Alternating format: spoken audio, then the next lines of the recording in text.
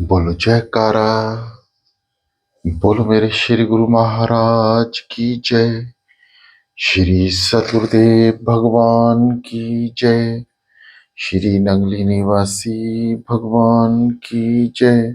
श्री परमहंस दयाल जी महाराज की जय।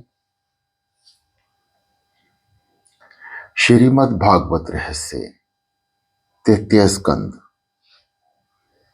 आगे। वृद्ध अवस्था में तो कई लोगों से सत्यापान आता है, किंतु जो जवानी में ही सयाना बन जाए वही सच्चा सयाना है। शक्ति के क्षीण होने पर काम को जितने में कौन सी बड़ी बात है। कोई कहना माने ही नहीं तो यदि बूढ़े का क्रोध मिटे तो उसमें कौन सी अचरज की बात हुई। किंतु यह लोभ तो वृद्ध अवस्था में भी अंत तक नहीं छूट पाता। लोभ को मारना कठिन है। सत्य कर्म में विघ्नकर्तम लोभ है, विघ्नकर्ता लोभ है। अतः संतोष के द्वारा उसे मारना चाहिए।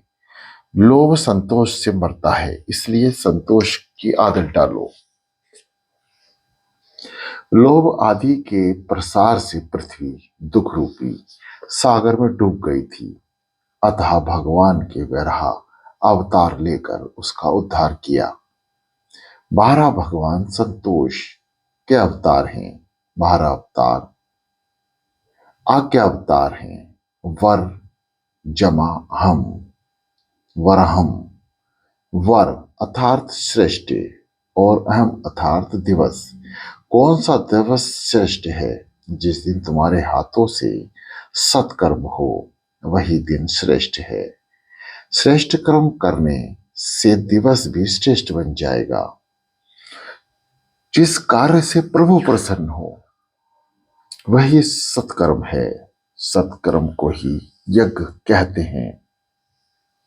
हिरण्याक्ष सत्कर्म में विघ्न करता है। मनुष्य के हाथ सत्कर्म नहीं होता क्योंकि उसे लगता है कि प्रभु से उसे बहुत कुछ दिया है।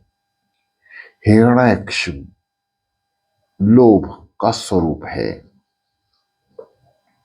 समुद्र में डूबी हुई पृथ्वी को 12 भगवान ने बाहर तो निकाला किंतु उसे अपने पास ना रखा। उन्होंने पृथ्वी मनु को अर्थात मनुष्य को सौंप दी। जो कुछ अपने हाथ में आया उसे औरों को दे दिया। यही संतोष है। 12 भगवान यज्ञ के दृष्टांत रूप हैं। यज्ञ के दृष्टांत रूप हैं। यज्ञ करने से चित्त शुद्धि होती है।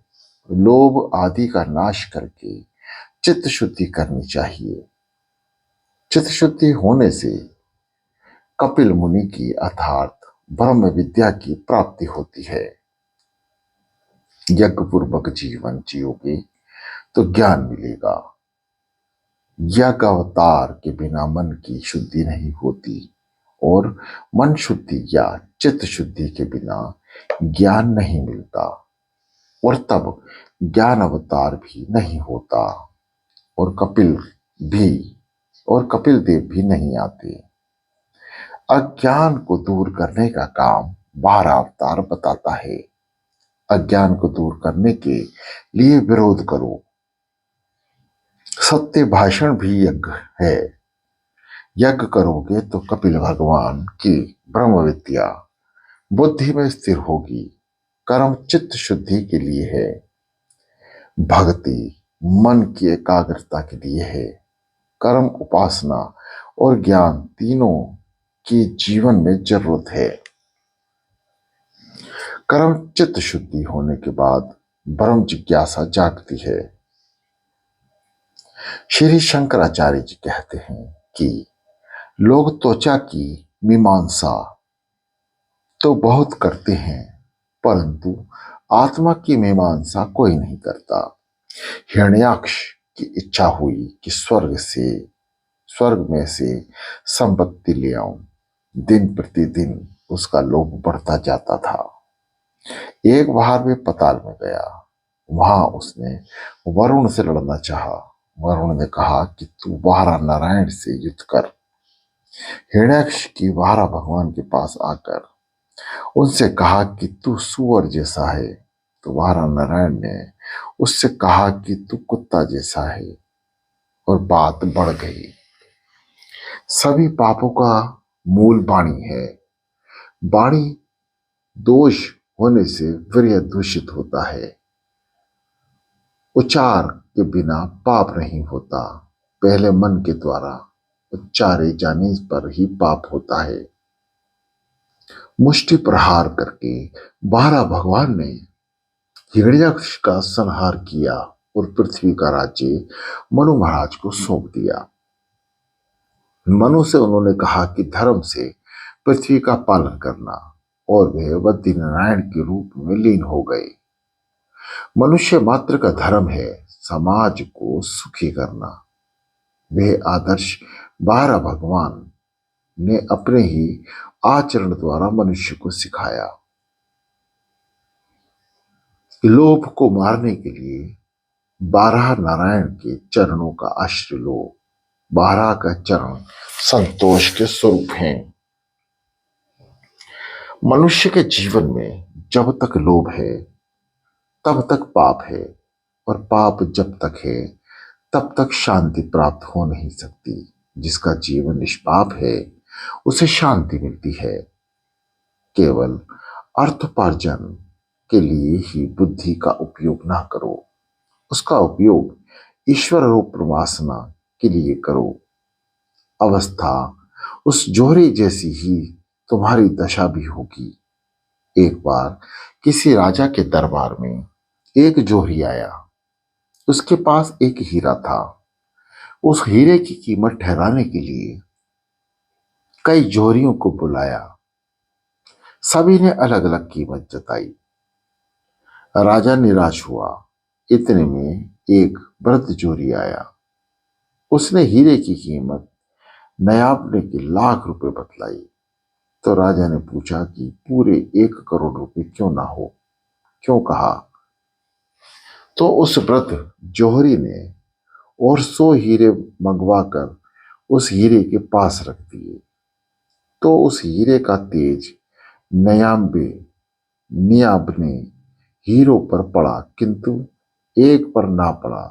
वृद्ध जोहरी ने कहा कि यही कारण है कि मैंने 1 लाख रुपए कम कहा। राजा को लगा कि जोहरी कितना बुद्धिमान है। वह बोला, मंत्री जी, इन्हें कुछ पुरस्कार दो। तभी वहां बैठे हुए एक महात्मा ने कहा कि इस जोहरी के सिर पर धूल यानी खाक डालो। महात्मा से ऐसे विचित्र प्रस्ताव का कारण पूछा गया। महात्मा ने कहा, इस जोहरी ने अपने बुद्धि का उपयोग केवल पत्थरों का विचार करने के लिए किया है, ईश्वर का भजन करने के लिए नहीं। जिस बुद्धि का उपयोग उसने केवल पत्थरों को देखने परखने में किया है, उसका उपयोग यदि वे उसने ईश्वर के पहचानने के लिए किया होता तो उसका उद्धार हो जाता। आप इस जोहरी को चतुर मानते हैं, किंतु मैं इसे मूर्ख मानता हूं। हिरण्याक्ष की मृत्यु होगी, तभी पाप मरेगा, और तभी ब्रह्म विद्या का ज्ञान वृद्धि होगी। बुद्धि के निष्काम होने पर ब्रह्म ज्ञान स्थायी हो सकता है। मनुष्य के शरीर में 9 छेद हैं, जिनके द्वारा ज्ञान बाहर निकल जाता है। इंद्रियों के द्वारा ज्ञान बाहर न निकल सके, इसलिए इंद्रियों का विरोध करो और उन्हें प्रभु के मार्ग की ओर मोड़ दो। तृतीय स्कंद में 2 प्राकरण हैं, पूर्व सीमांसा और उत्तर सीमांसा।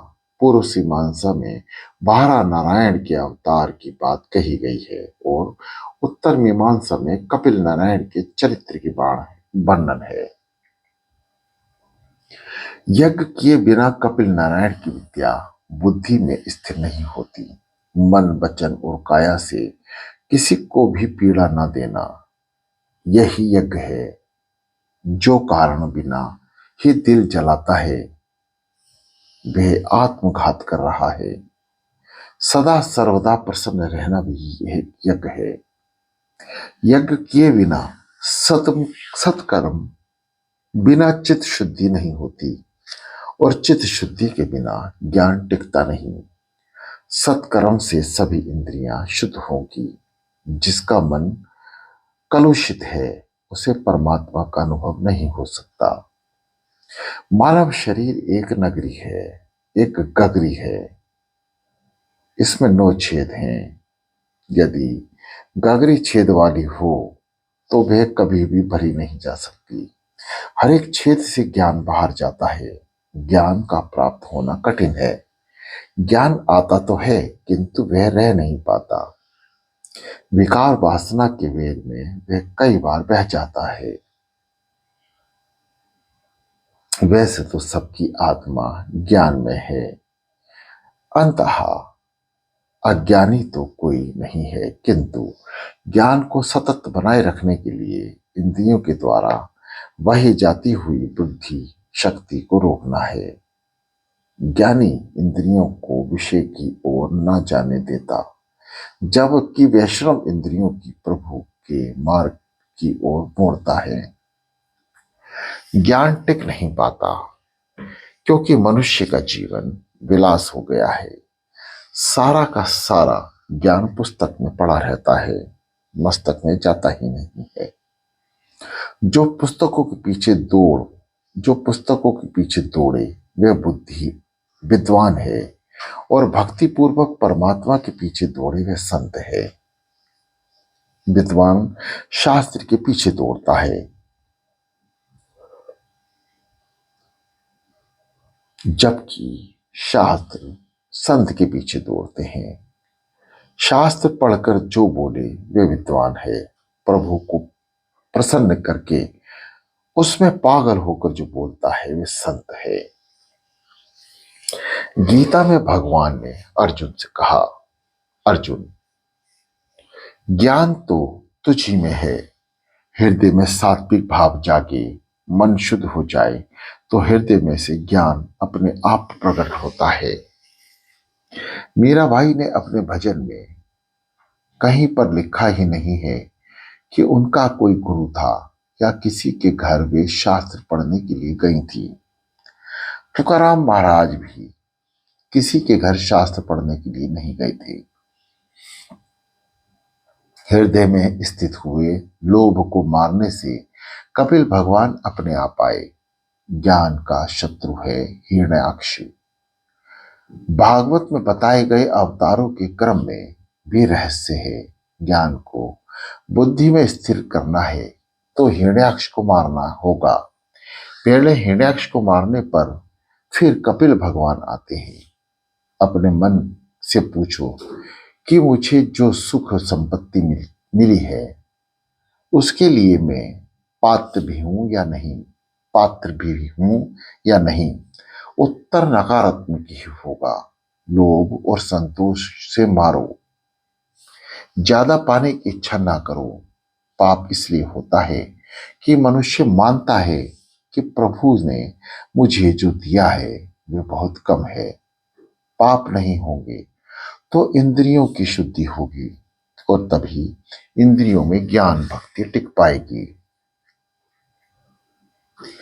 यज्ञ आदि सत्कर्म से चित्त शुद्धि होती है। इसके बाद ब्रह्म ज्ञान बुद्धि में टिक पाता है। पूर्व मीमांसा के बाद इस उत्तर सीमांसा का आरंभ किया गया है। उत्तर सीमांसा में ज्ञान प्राकरण है। कपिल मुनि ज्ञान के अवतार हैं। स्वयंभू मनु की रानी का काम शांत रूपा था। मनु महाराज के 2 पुत्र थे, प्रियव्रत और उत्तानपाद। 3 कन्याएं भी थी, आकृति, देवहूति तथा प्रसूति। आकृति का रुचि से, देवहूति का कर्मद से और स्फूर्ति का दक्ष से विवाह हुआ। करदम ऋषि और देवहूति के घर कपिल भगवान आए थे। विदुर जी प्रश्न करते हैं, कि मैत्रेय जी, आप कर्दम और देवहूति के वश की कथा कहिए। कपिल भगवान की इस कथा को सुनने की मेरी इच्छा है। मैत्रेय जी कहते हैं, कपिल ब्रह्म ज्ञान के स्वरूप हैं। कर्दम बनोगे तो तुम्हारे घर कपिल आएंगे। कर्दम अर्थात इंद्रियों का दमन करने वाला। कर्दम अर्थात इंद्रियां, जिनेंद्रियां। जब तक मनुष्य कर्दम नहीं बन पाता तब तक उसे कपिल नहीं मिलता। शरीर में सत्व गुण और बुद्धि होने पर अपने आप ज्ञान का झरना फूट पड़ता है, ज्ञान प्रकट होता है। शरीर में सत्गुण की वृद्धि से ज्ञान की प्राप्ति होती है। शुद्ध आहार, शुद्ध आचार और शुद्ध विचार से सद्गुण की वृद्धि होती है। सद्गुण बढ़ेगा तो ज्ञान मिलेगा। सद्गुण बढ़ता है संयम से, सदाचार से। सद्गुण के बढ़ने से अंदर से ज्ञान का स्फुरण होता है। जीव के सुधरने से जीवन सुधरता है। जीव जो भी मांगे वे सभी उसे मत दो। सोने पर 2-4 मिनट में ही नींद आ जाएगी, ऐसा महसूस हो तभी सोना चाहिए। सोने पर तुरंत नींद आएगी तो जीव काम सुख का चिंतन करेगा। आगे कथा आएगी। घर का काम पूरा होने पर गोपियां कृष्ण कीर्तन करती थी। जीवन सात्विक बनाओ। जितेंद्रियां बनने के लिए सरस्वती के किनारे रहना होगा। सरस्वती का किनारा सत्कर्म का किनारा है। यमुना जी भक्ति का स्वरूप है। गंगा ज्ञान का और सरस्वती सत्कर्म का स्वरूप है। सुखदेव जी राज ऋषि को सुनाते हैं, राजन, कर्दम ऋषि सारा दिवस तप करते थे। उनके तप से भगवान प्रसन्न हुए। भगवान ऋषि के घर पधारे। विदुर जी के घर भी द्वारकानाथ आए थे। भगवान श्री कृष्ण हर तरह से उदार हैं, किंतु समय देने में उदार नहीं। सुवर्ण की अपेक्षा समय को अधिक मूल्यवान मानो। लक्ष्य को ले में रखोगे तो जीवन सफल होगा। बिना लक्ष्य का मनुष्य बिना पतवार की नाव जैसा है। कर्दम ज्ञानेन्द्रियां महात्मा थे। कर्दम जितेंद्रियां महात्मा थे। उनकी तपश्चर्या सफल हो गई। उनके सामने भगवान प्रकट हुए। सिद्धपुर के पास कर्दम ऋषि का आश्रम था। उन्होंने बड़ी तपश्चर्या की। शरीर में केवल हड्डियां ही रह गई। ऐसी कठोर तपश्चर्या से भगवान प्रसन्न हुए। आंखों से हर्षाश्रु निकल गए। उन्हें आंसुओं से बिंदु सरोवर बना। सिद्धपुर की यात्रा करते समय इस बिंदु सरोवर में स्नान करना पड़ता है। तुम भी अधिक ध्यान करोगे तो भगवान तुम पर भी प्रसन्न होंगे और तुम्हें दर्शन भी देंगे।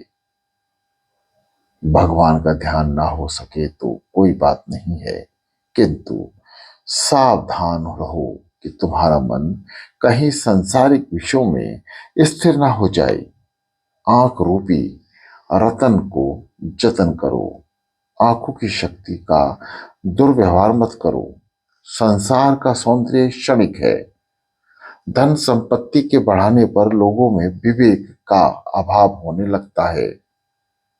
एक भाई मिले। उन्होंने कहा कि कश्मीर सुंदर प्रदेश है, देखना चाहते हैं तो चलिए हमारे साथ। जगत की कोई भी वस्तु सुंदर नहीं। आंखों में विकार होने के कारण वस्तु सुंदर लगती है। मनुष्य सौंदर्य के पीछे पागल होता है, किंतु जिस व्यक्ति के सौंदर्य में वह पागल होता है उसका मुख यदि चेचक के दाग से बिगड़ जाए तो उसे देखने को भी दिल नहीं होता। शरीर की नहीं, हृदय की सुंदरता देखो। जगत की अपेक्षा जगत सर्जनहार अधिक सुंदर है।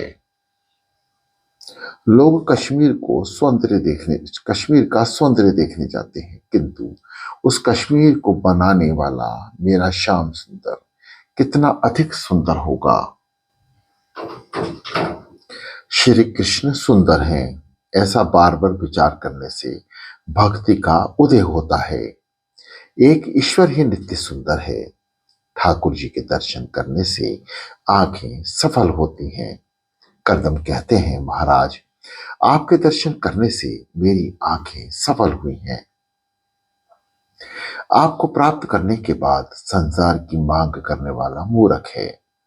संसार के जिस सुख का भोग नरक के कीड़े भी करते हैं, वैसे सुख की इच्छा परम परमात्मा से करने वाला मूर्ख कौन होगा। लौकिक काम सुख की इच्छा पूर्ति के लिए श्री कृष्ण की आराधना करने वाला तुच्छ है।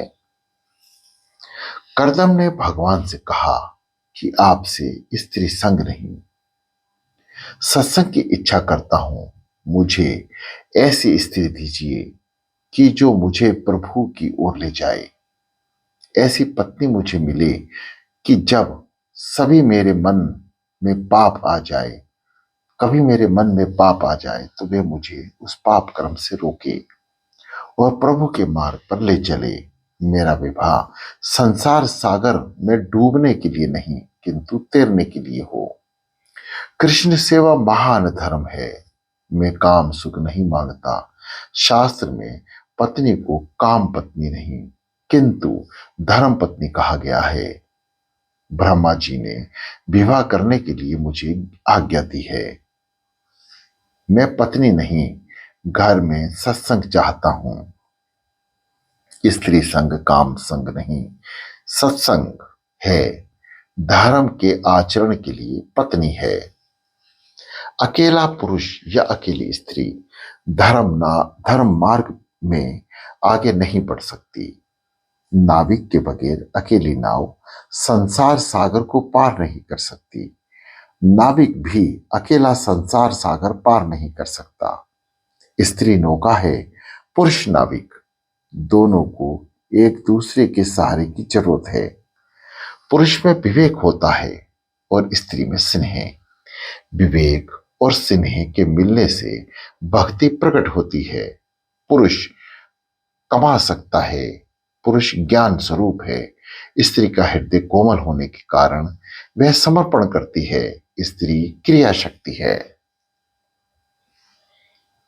बहुतों को आश्चर्य होगा कि करदम ने इतने सारे वर्ष की तपश्चर्या के बाद भगवान से मुक्ति क्यों नहीं मांगी।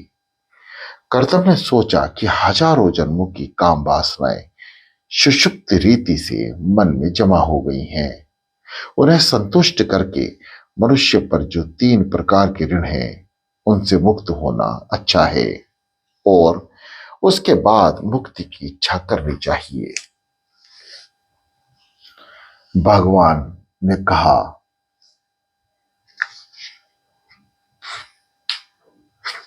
भगवान ने कहा 2 दिन के बाद मनु महाराज तुम्हारे पास आएंगे और अपनी पुत्री देवहूति तुम्हें देंगे।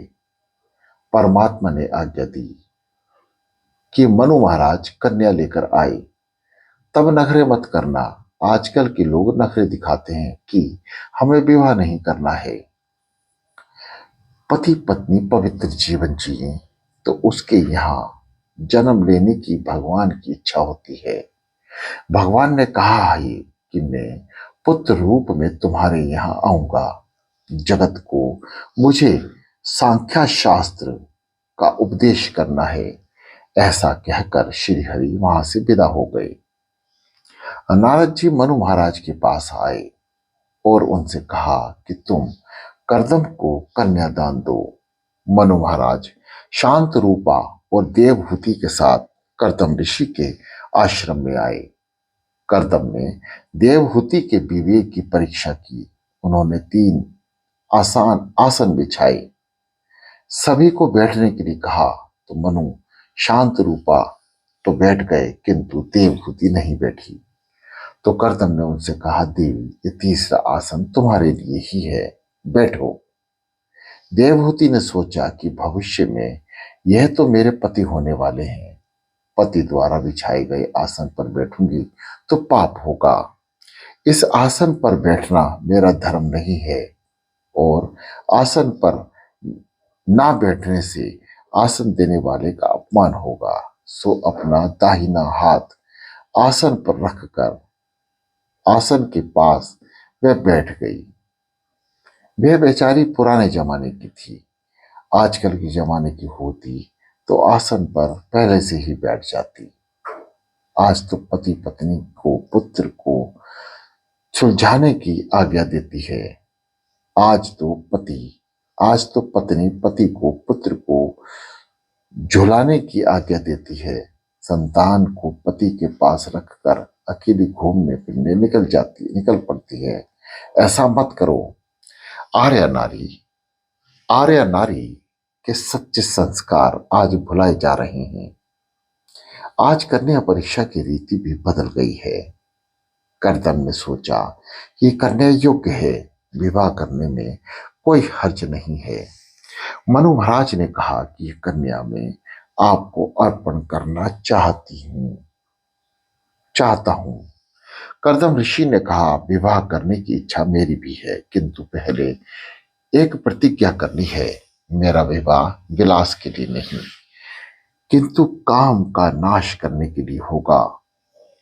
विवाह का प्रयोजन काम विकास नहीं, किंतु काम विनाश है।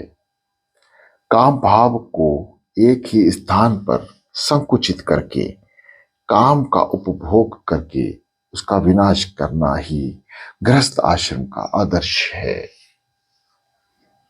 करदम ऋषि कहते हैं, मेरा विवाह काम के विनाश के लिए है। काम कृष्ण मिलन में विघ्न करता है, उसी काम को मुझे मारना है। एक पुत्र के होने तक अलौकिक संबंध बनाए रखूंगा। एक पुत्र हो जाने पर अलौकिक संबंध का त्याग करूंगा और संन्यास ले लूंगा। कन्यादान के मंत्र में लिखा है, संतत्या इति एक वचनम। संततिभिहा ऐसा नहीं कहा है कि वंश की रक्षा करने के लिए एक ही पुत्र के लिए कन्या को अर्पित करता हूं। शास्त्र ने पहले पुत्र को ही धर्म पुत्र कहा है, अन्य सभी पुत्र कामज पुत्र हैं। कामाचरण के लिए नहीं, धर्म आचरण के लिए विवाह है। पिता पुत्र से कहता है कि तू मेरी आत्मा है। एक पुत्र होने के बाद पत्नी माता समान होती है। काम ईश्वर की भांति व्यापक होना चाहता है। जहां सुंदरता दिखती है वहीं काम उत्पन्न होता है। उसे एक ही स्त्री में सचोकर नाश करने को विवाह करना है। विवाह के समय सावधान कहा जाता है, क्योंकि सभी जानते हैं कि विवाह के बाद वह सावधान नहीं रहेगा। विवाह के बाद सावधान रहे वही जीत जाता है, अथवा जो पहले से सावधान होता है वह जीतता है। रामदास स्वामी विवाह के पहले ही सावधान हो गए थे। विवाह मंडप में पुरोहित जी ने सावधान सावधान कहा और वे सावधान होकर मंडप से भाग खड़े हुए। भोग के बिना रोग नहीं होता। पूर्व जन्म के पाप के कारण भी कुछ रोग होते हैं, तो कुछ रोग इस जन्म के भोग विलास के कारण होते हैं। भोग रोग भयमम भोगम भोगम भोग में रोग का भय है। भोग बढ़ने से आयुष्य का यक्ष होता है। हम भोग का उपभोग नहीं कर पाते, भोग ही हमारा उपभोग कर जाता है। जब से बर राजा मोटर में बैठकर विवाह करने जाने लगा, तब से घर संसार बिगड़ गया। आज के बर राजा को घोड़े पर से गिर जाने का डर लगता है। उनसे पूछो कि एक ही घोड़ा तुझे गिरा देता तो वे 11 घोड़े तेरी क्या दशा करेंगे। एक घोड़े को अंकुश में नहीं रख सकता तो फिर उन 11 घोड़ों को कैसे अंकुश में रख सकेगा। 11 इंद्रियों के 11 घोड़े हैं। ज्ञानेंद्रिय होने के लिए विवाह करना है। आज तो हम विवाह का हेतु ही भूल गए हैं।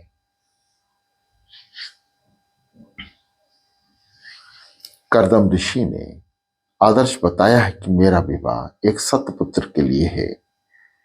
उसके बाद मैं संन्यास लूंगा। मेरी ही प्रतिज्ञा तुम्हारी कन्या को मान्य तो मान्य तो मेरी यह प्रतिज्ञा तुम्हारी कन्या को मान्य हो तो मैं विवाह करने को तैयार हूं। मनु महाराज ने पुत्री से कहा, यह तो विवाह के समय ही संन्यास की बात करने लगे, किंतु देवहूति भी असाधारण नहीं थी। सुखदेव जी वर्णन कर रहे हैं। बोलो जयकारा, बोलो मेरे श्री गुरु महाराज की जय।